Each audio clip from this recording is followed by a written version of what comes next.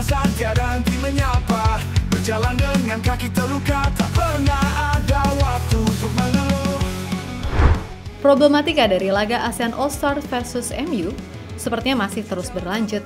Nah, setelah di video-video sebelumnya, kita udah bahas kalau event ini masih sepi peminat, terutama dari publik Indonesia yang sebenarnya juga jadi target market terbesar. Kemudian juga beberapa penolakan dari beberapa pihak, entah pemain, atau klub, atau federasi yang nggak bersedia buat ikut ke event ini.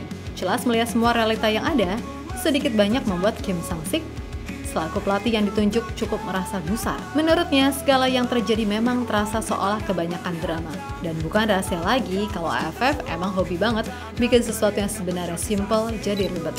Yang mana itu juga sering dikeluhkan oleh Shin Tae-yong serta Park Hang-seo selama mereka menjadi pelatih Indonesia dan Vietnam. Maka hal yang wajar pula kalau Indonesia pernah merasa sejengkel itu sama AFF, terutama dengan segala hal yang terjadi di Piala AFF akhir tahun lalu.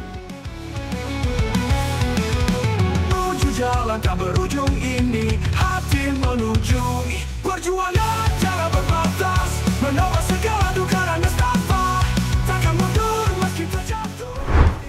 Sejak didirikan pada tahun 1984, AFF telah menjadi panggung bagi rivalitas sengit dan prestasi gemilang bagi tim-tim di kawasan ASEAN. Namun sejatinya organisasi yang satu ini jelas gak luput dari kontroversi yang mencoreng reputasinya. Dan sejak lama AFF sering dianggap sebagai ladangnya kontroversi serta mafia. Itulah kenapa sebuah hal yang umum kalau AFF sering menerima kecaman atau kritikan dari manapun.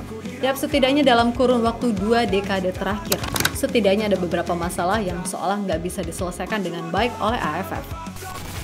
Pertama di tahun 1998, di mana teringat jelas skandal sepak bola gajah antara Indonesia versus Thailand di Piala Tiger atau yang sekarang disebut Piala AFF yang ketika itu dihelat di Vietnam. Yap, bisa dibilang itu adalah salah satu kontroversi paling memalukan dalam sejarah AFF yang sayangnya menyeret nama Indonesia. Nah, ketika itu baik Indonesia ataupun Thailand sebenarnya udah sama-sama dipastikan lolos semifinal.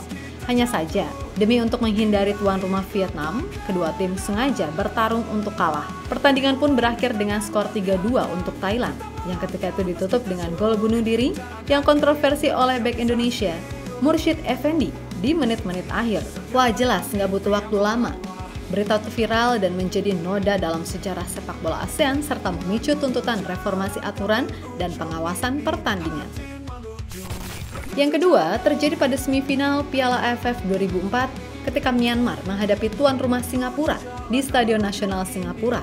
Myanmar sendiri sempat unggul 2-0, tetapi situasi tiba-tiba berbalik setelah 3 pemain mereka, yaitu Yan Paing, Zhao Lintun, dan Moe Kiao Tu, mendapatkan kartu merah yang dirasa nggak wajar sampai akhirnya Myanmar kalah 2-4 dan tersingkir dengan agregat 5-8. Nah, imbas dari kejadian itu banyak yang menuding kalau AFF tidak becus ngurusin soal netralisasi perwasitan serta tak sedikit yang menduga kalau pejabat AFF ada yang bermain di sana. Ketiga masih soal wasit yang kembali jadi masalah. Final Piala AFF 2007 antara Thailand dan Singapura menghadirkan momen kontroversial dari wasit Ravi Chandran yang memberikan penalti kontroversial kepada Singapura pada menit ke-83 di leg pertama. Jelas keputusan ini memicu protes keras dari pemain Thailand dan menyebabkan pertandingan terhenti selama 15 menit. Nah, penalti yang dieksekusi, Mustafik Fahrudin sukses membawa Singapura menang 2-1 dan mereka akhirnya menjadi juara dengan agregat 3-2.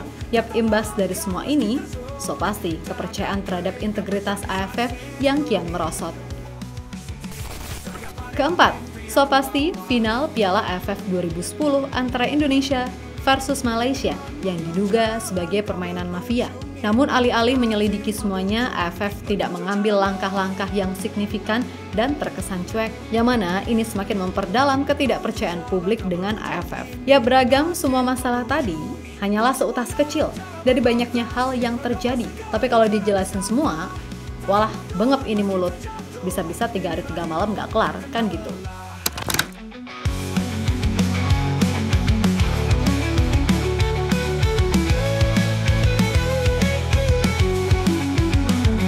Ribuan rintangan menghadang, tetap melangkah meski terserok.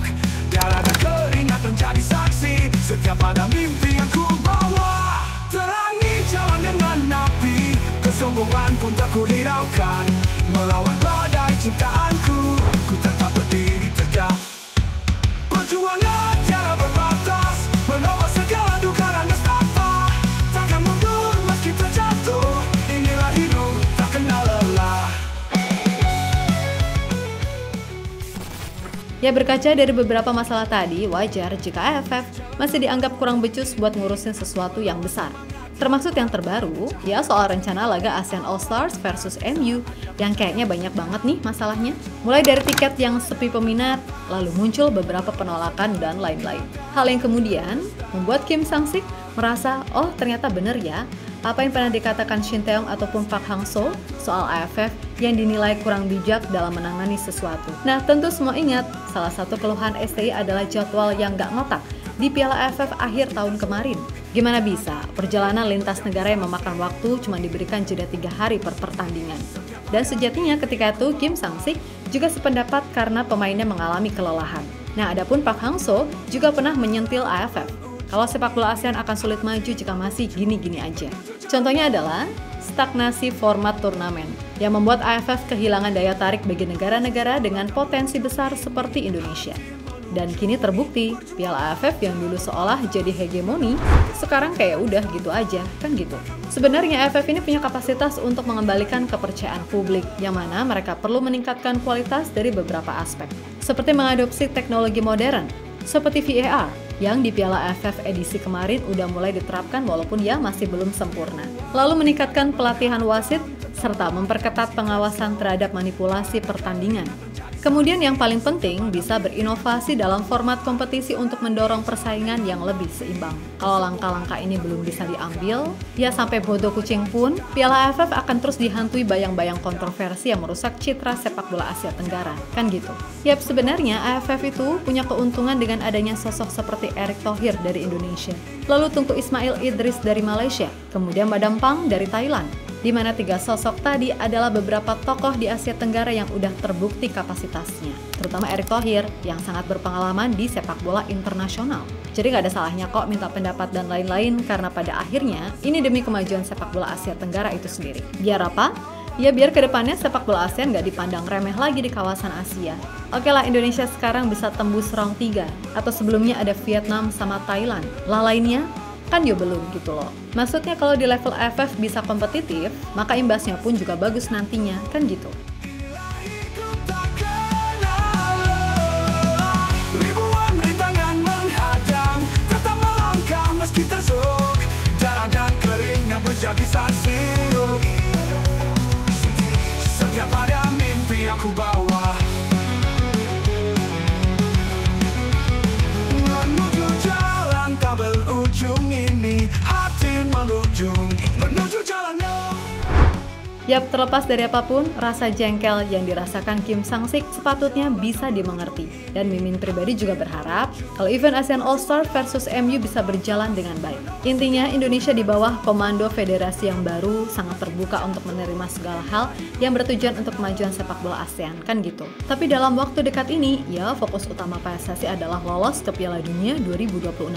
Maka dari itu, wajar jika banyak pemain inti yang nggak diizinkan main di event lawan MU. Dan pokoknya buat semua insan sepak bola ASEAN yang masih waras dan mau berpikir maju, good luck deh. Lalu untuk semua elemen timnas Indonesia, tetap semangat dan sukses selalu. Oke, kita Garuda. Melawan badai cintaan.